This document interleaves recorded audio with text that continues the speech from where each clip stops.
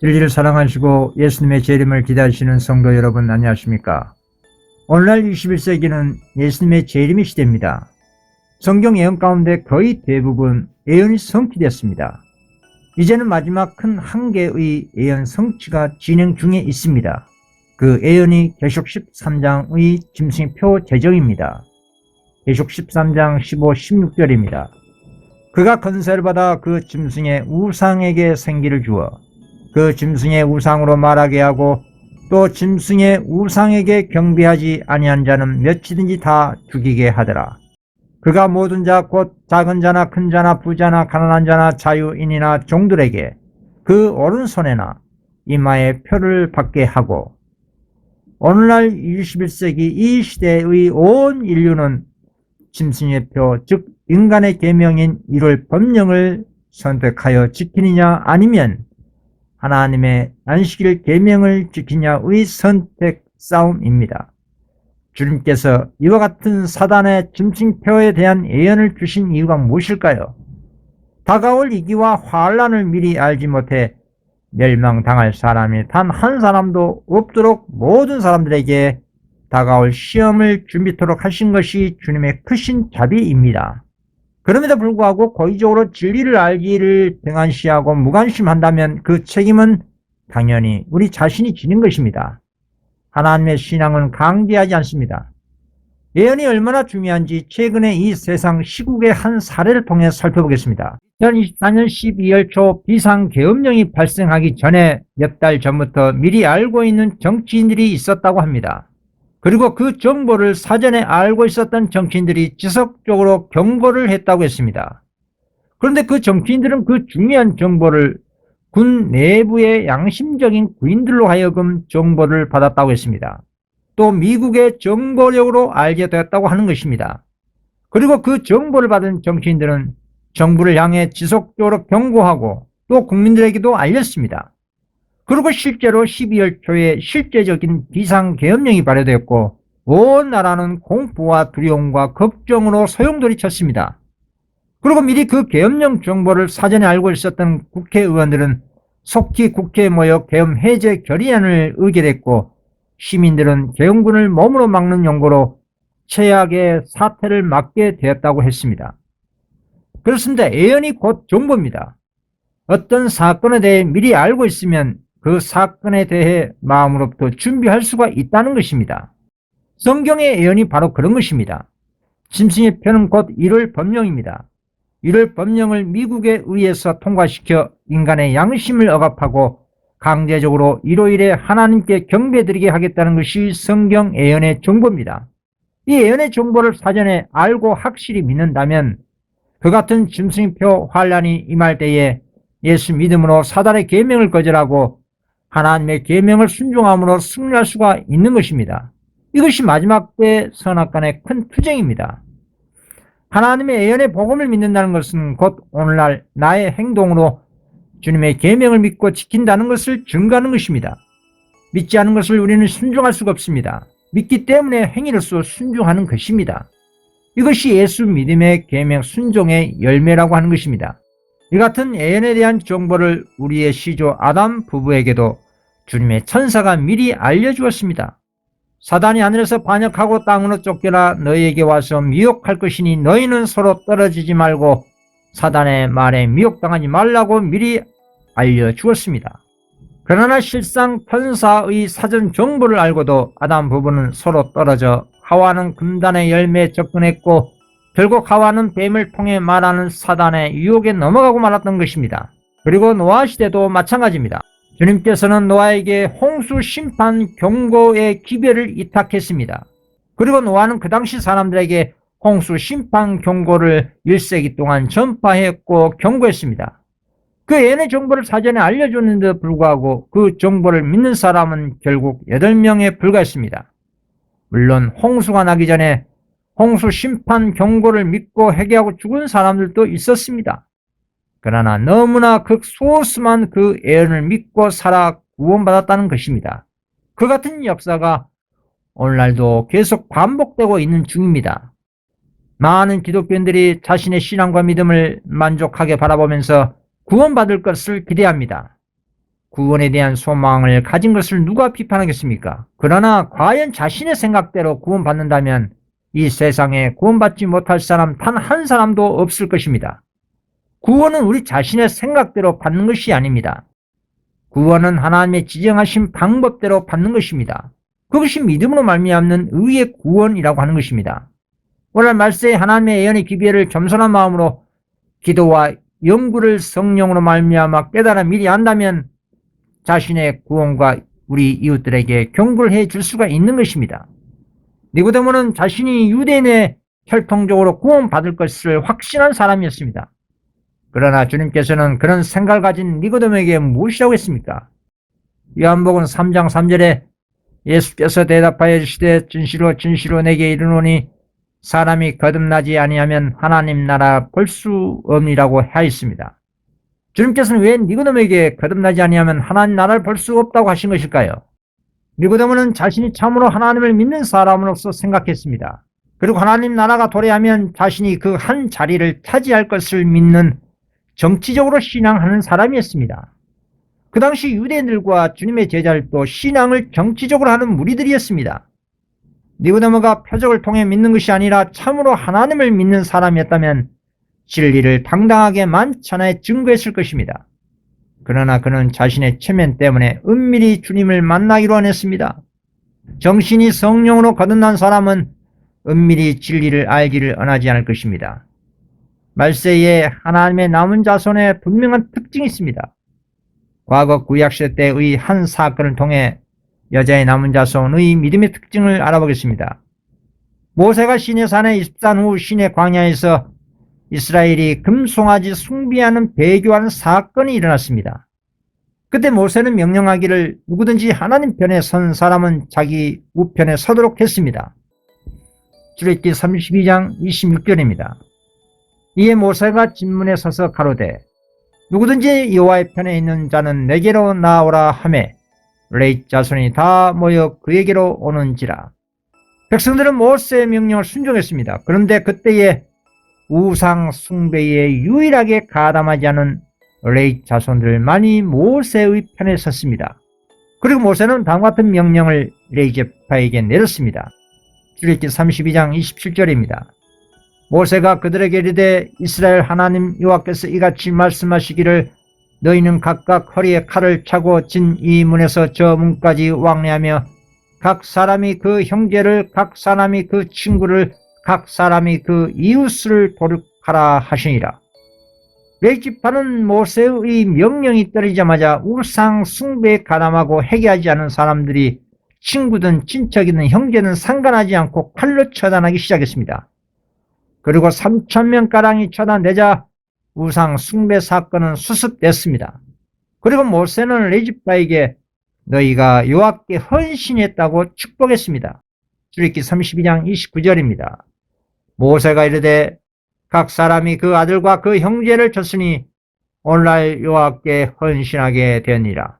그가 오늘날 너희에게 복을 내리시리라. 이렇게 우상 숭배에 가담하지 않은 영구로 거룩히 구별된 레위 지파만이 하나님의 심판의 칼이 될 수가 있었던 것입니다. 그리고 레위 지파의 충성심을 보신 주님께서는 당신의 성전을 봉사하도록 레위 지파를 구별하셨고 축복하셨습니다. 다음에 증언을 보겠습니다. 지위나 혈연이나 교우관계 상관없이 행악의 주모자들은 죽임을 당했다. 이 무서운 심판을 수행한 사람들은 하나님의 권위를 가지고 하늘 왕의 선고를 집행하고 있었다. 그러나 하나님께서 악행에 대한 그분의 선고를 집행하도록 명하실 때에는 인간은 순종하지 않으면 안 된다. 이 고통스러운 행위를 한 사람들은 그렇게 함으로 그들이 반역과 우상 숭배를 증오한다는 것을 나타내고 참 하나님을 더 잘 섬기기 위하여 자신을 바쳤다. 여호와께서는 레위 지파를 특별히 구별하심으로 그들의 충성을 영광스럽게 하셨다 했습니다. 여러분, 이것이 오늘날 영적 레위 지파 14만 4천인의 특징입니다. 하나님의 계명을 지키며 예수의 증거를 가진 여자의 남은 자손 14만 4천인은 오직 하나님께 계명을 지키며 모든 불의와 오류의 세력과 악과 단절을 통해 하나님께 충성하는 자들입니다. 아비나 어미나 자녀보다 예수님을 더 사랑한다면 예수님께서는 당신의 제자 되기에 합당하지 못하다고 말씀을 이렇게 하셨습니다. 마태복음 10장 37절 아버지나 어머니를 나보다 더 사랑하는 자는 내게 합당하지 아니하고 아들이나 딸을 나보다 더 사랑하는 자도 내게 합당하지 아니하며. 여러분, 과거 금송아지 우상 숭배 사건 때에 나의 친척과 이웃을 친구가 우상 숭배에 가담하고 회개하지 않은 그들을 향해 하나님께서 명령하여 칼로 죽이라고 한다면 어떻게 하겠습니까? 오늘날 뜨뜻미지근한 신앙으로는 그리하지 못할 것입니다. 그렇다면 오늘날 그와 같은 시험이 어떻게 이루어질까요? 그것은 셋째 천사 기별로 인해서 오리와 잿된 교회와 분리하는 시험입니다. 18장 4절 또 내가 들으니 하늘로부터 다른 음성이 나서 이르되 내 백성아 거기서 나와 그의 죄에 참여하지 말고 그가 받을 재앙들을 받지 말라. 그러나 오늘날 모든 기독교회가 귀신의 처소가 되고 바벨로 된 교회와 분리하기가 거의 불가능할 겁니다. 혈육과 인간적인 정 때문에 더욱 분리개혁하기가 힘들 것입니다. 인간적인 정과 의리를 그리스도보다도 더 중요시하는 사람들은 다음의 말씀을 통해 깊이 생각해 봐야 됩니다. 갈라디아 5장 24절입니다. 그리스도 예수의 사람들은 육체와 함께 그 정욕과 탐심을 십자가에 못 박으니라. 오늘날 말세의 지성시대에 살고 있는 성도들은 오직 예수 믿음과 재림에 초점을 맞춘 삶이 되어야 합니다. 또 뜨뜻미지근한 라오디게아 교회와 타락한 단체와 분리하지 못한 중요한 그 이유는 애연에 대한 확실한 정보가 없기 때문입니다. 그리고 현실에 만족하는 뜨뜻미지근한 라오디게아 교회의 영적 상태에 빠져나오지 못하기 때문입니다. 하나님의 명령으로 레위 족속은 성소 봉사를 위해 구별되었습니다.